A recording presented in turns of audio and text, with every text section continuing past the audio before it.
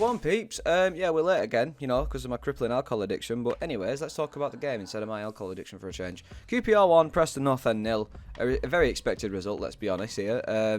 Oh, there goes my light bar.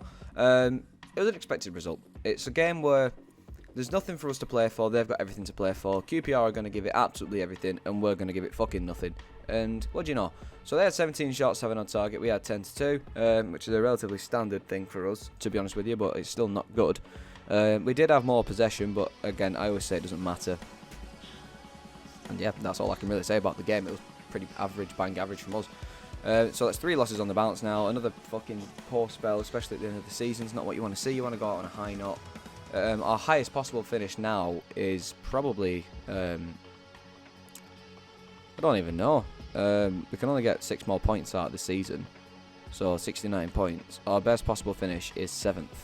And that's provided everybody else loses their next couple of games. And that's probably not likely. So I reckon we'll end up finishing about 10th, 11th. Because there's teams below us that'll end up, you know, like Cardiff. They'll end up winning another game maybe. And it'll put us... We'll probably... I hope to finish in the top 10. It's not fantastic. We wanted a top 6 finish. But top 10 is better than bottom... Like bottom 12, I guess. But it is what it is. But yeah, takes us to 10th.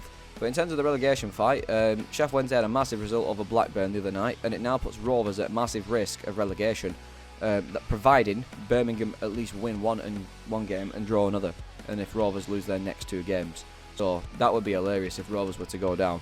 I can't see it happening personally, and obviously Sheff Wednesday aren't safe, but this win for QPR basically guaranteed their safety. So credit to QPR, they've been, well, not guaranteed, but made it incredibly likely. So credit to QPR, they've pulled themselves out of that relegation fight really well.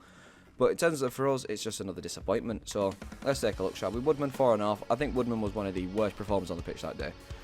It was a costly error for the goal, with Dykes pouncing after he drops a harmless cross, which he did a lot, by the way. Freddie looked like he had lube on his gloves for that game. He didn't catch a single fucking thing, and when he did, it was a very easy catch. Story is 6, didn't do a great deal wrong over the course of the game. There was no lack of fight. Lindsay a 5, kept going until the end, no glaring errors, just a little bit sluggish in possession in the first half especially. Hughes a 6, was almost punished in the first half after his clearance were blocked, but Dykes fired wide. Supported attacks more down the left in the second half. Next page. Bop, bop, bop, bop. Miller a 6.5, was the obvious stuff for P&E, getting into areas dribbling crosses. Should have scored in the first half with a massive chance at 0-0, but fired straight into Begovic, which was, again, it's another one of those ones. You look at a lot of goals like that these days where you've got massive chances, just a little bit of fucking, you know, it's just a teeny little bit of placement in a shot could make all the difference. But I guess in a moment like that you do panic, so a bit of composure would be nice. It is Miller's first start for a while now, so credit to him, he did well enough. Lidson 5.5, got about the pitch, looked to be aggressive. Tad bit safe with some passing, especially. Escaped an early booking for a late foul and picked up one in the second half. Brown a 6, operated alongside Brown. Okay, that makes no sense. Saw a volley blocked in the first half and ran the hard yards, but couldn't really get hold of the ball or the game. I'm not gonna lie. Brady 6.5. I thought he was probably one of the better performers that day. Started down the left flip with Miller, sharp passing in the opening exchanges, and competed reasonably. Got up through 75 minutes or so. Love to see it. Ben Woodburn 5.5. Bright enough early doors on his first league start since March of last year. Created the good chance for Miller, then drifted out of the game, and that were it. Touch let him down on a couple of occasions as attacking positions made way on 66. Yeah, he made the pass he made to Miller for the chance was a fantastic pass, would have been a great assist. He made another good pass after that, but then everything else he did in the game, in my opinion, was very lacking. He didn't really seem committed to many challenges, and a lot of challenges he could have committed himself to, could have won, but didn't end up, and obviously we lose possession because of that.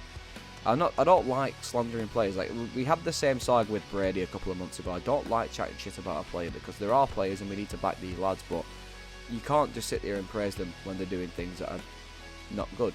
And Woodburn, for me, was the outlier. Well, not an outlier, but obviously I think Freddie was the worst performance on the pitch, but Woodburn wasn't too far behind him. He wasn't that great in my opinion. I'm glad he got taken off. Keane 6, was always on the move up there, but a goal scoring chance never came along. Tried to work room for a shot in the second half after Reece Cross picked him out, but QPR managed to clear. Reece 5.5. A couple of moments in the final third, but couldn't get himself into the game and cause problems. Went off at the same time as Woodburn. Leighton Stewart 5.5, came on and had a few touches in and around the box. That chance never came along. Osmaic could have played him in shortly after coming on. Fralkiar a 6. Tried to unlock a deep, organised QPR defence, but didn't always come off for him. Did pick out Osmaic inside the box with a lofted pass keep. Kept looking to get on the ball. He did make the odd couple of poor passes like he always does, but for the most part I think Mads did quite well. Holmes a 6, added energy and pace on the right for 5-15. Looked to be positive in possession. Had a big spell of possession at one point where he just went sprinting down the pitch. So Holmes definitely added a lot of positivity to the performance, I guess. Maybe too little too late though. Osmaic 5.5, ball just wouldn't come down for him from Frakia's weighted pass.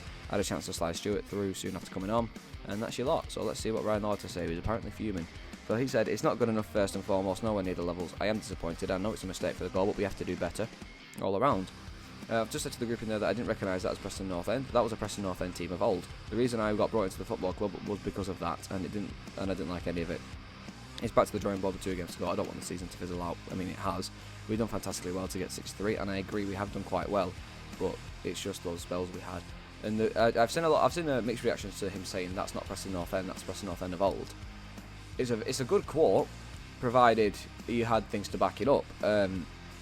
Because when you say Preston North End of old, who are we referring to here? We're referring to the 2020 team because yeah, that was a poor side. But not long before that, like was it 2018? We just missed the playoffs. We got promoted in 2015. We got promoted again in like the early 2000s. Sorry, we won to early 2000s. We got relegated at the turn of the 10s, but it's not exactly a specific thing, really, is it? It could be describing anything that, but for what it means, I'm guessing is what he came into the side for. Yes, I do think that's a really good thing to say, but I don't know. I don't think that's going to come off quite well with the players personally. We felt today was a game we could compete in and win. We competed to an extent, but the quality on show from both teams wasn't great. I expect my team to be better. We started okay, Miller had a good chance, and it was a bit of a basketball game. Once they got the goal, their tails were up and they started piling a bit of pressure on. We didn't really recover in terms of getting the ball down and having the calmness, so unfortunate, but we got off in the first. We got in at half time, and I said more than a few words. We just didn't do enough with or without the ball, so I'm going to assume that you were fucking livid at half time, which rightfully so. We didn't sustain attacks, we didn't look after the ball. There were ifs and buts moments, but Ryan Lowe doesn't do if, buts and maybes, he does absolutes. But there wasn't a fantastic performance anywhere, and I didn't feel like the performance could win a game of football. We can't let the season peter out, even though it has. They were expecting to take a few extra days this week, but we'll be back on the training ground working hard. We're going to nail down and get back to being us because we got this far and we were nowhere near. I have no question the attitude and application of the players, and I'm just questioning one or two things we need to be better at. I mean, to be fair, giving players days off all the time is not a smart thing in my opinion. Yeah, they do need rest because they do a lot of fucking physical exercise in one go, but at the same time, you do know these are professional athletes that need to continue to train on a daily basis to keep the fitness up, which is something we seem to lack in comparison to other teams, and to better compete against certain teams. It's quite confusing how many days off they are given. But again, I'm not physio, so I don't know. Just don't think that's it. All right, we've got 63 points with 2 games to go. It's not all right. We need to be better. I am on the side, and I was telling Freddie to get his head up. I thought you were fine. When you make a mistake like that, it's always easy to keep throwing the ball down your throat, and he dealt with that well. Just the overall play, I didn't think he was the best, but to be fair, it's nowhere near as bad as that fucking harrowing moment Blackburn's keeper had against Sheff Wednesday. Fucking hell's bells. That's one of the worst mistakes I've seen from a keeper in some time. We were in the tight areas and we didn't get out quick enough to get to the other side. We did give sloppy passes away and caused our own problems. I think the last 12 minutes we had a bit. I've gone too far. I can't see what I'm reading. I think the last 12 minutes we had a bit of a foothold and put pressure on, but they are fighting for their lives. And the last 12 minutes it's not good enough. It's too late in the first half. We got into good areas, tried to play a killer pass instead of keeping going. There were loads of things I was frustrated with. The reaction to going behind. That is down to the players on the pitch to be a little better. But if you take the mistake out of it, it does end up being 0-0, which is not good enough. But yeah. And whether not liking the performance was reminded of Emma last season's poor finish. I said, yeah, it did. I didn't like it at all. I'm still fuming over it now. That is the old Preston. That is not us. I mean, it was literally last season. That was you. The lads know that. They've spoken in Brownie and Brady. Key leaders who will say how it is, which is good. I can only say what I see, and I don't want to be too harsh on my players because they've been brilliant, but this might be a bit of a reality check that we've got 63 points but want more. We have to get we've got to work hard. We can't just turn up and expect to win. You've got to stick to the plan and do all the cray. I don't know what the hell happened there. Who wrote that? And do all the bits like they did to get a result. I'm going to imagine that says crappy. To stick to the plan, do the crappy bits, but it's football. End of the day, sometimes you need to be a bit scrappy. But no, he's got a point, I suppose, in what he's saying. But at the same time, he set this team up. He chose this team. He selected this team. There is an article about why he chose Ben Woodburn that I want to read, because I was very confused to see Woodburn in the side myself. So what's he said about Woody, as he calls him? Right, yeah, look, if we're around the training ground and so, and I don't want this to be taken out of context, people might have raised their eyebrows because he played, but I've been toying with throwing him in loads of times when Mads has been a bit tired. But you see, the problem is, though, you don't even put him on as a sub, so that's a bit of a botch argument. We were going to keep our shape with the number 10, and only one other was Theo Maweni. If I'd thrown him in, it might have ruined the kid's career at 16, who knows. You can't be afraid of the kid taking a tackle. You can't. Yeah, fair enough, it was going to be a tough and scrappy game, and there might have been the odd challenge here and there. Because I know someone went down to ground, I think it was Ledson, after a bad tackle, but you know, just to get the senior experience into the kids is a good thing, especially now that we have nothing to play for. Get the young lads on, give them a run around, why not? But anyways, Woody trains hard every day for the shirt, and he wears the shirt with pride. Bollocks. He's a top kid, fantastic lad, he works his socks off. He's been in for a bit of criticism over his tenure at the football club, but what I do know and what I will say is that he does work his socks off. He's in first, last out, and wants to improve all the time. The game was a little bit of a hustle and bustle, and we felt he could find some pockets. He got into some good areas.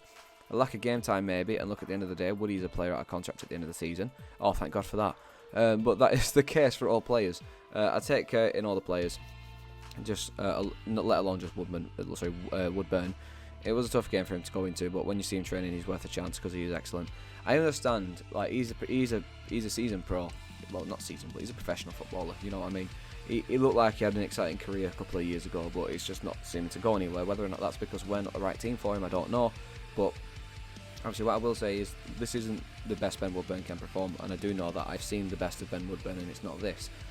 So I do feel sorry for the lad, to be fair, because he does get a lot of shit, and I give him a lot of shit as well. But at the same time, a lot of the criticism is warranted. People do take it too far, but like it just said then, he's out of contract at the end of the season. I don't think it's worth the renewal because he doesn't get the game time. There's no point in keeping him, especially when you're not even going to use him off the bench as an option. So there's no point in keeping him. We may as well invest that money into a better midfielder.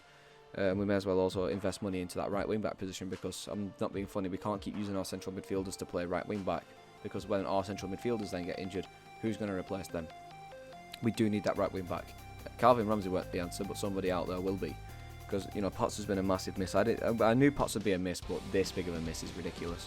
So it needs sorting out. But like I said, I might not be here to discuss that next year, so we'll see how that goes.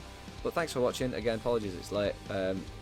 As always, I'm going to be saying that. We've got a week off, thankfully, but the rest of the video should be on time, granted, because I'm not in a rush to do anything. So, yeah, hunky-dory. But cheers for that, and I'll see you all after for the our final home game of the season and our penultimate game of the season.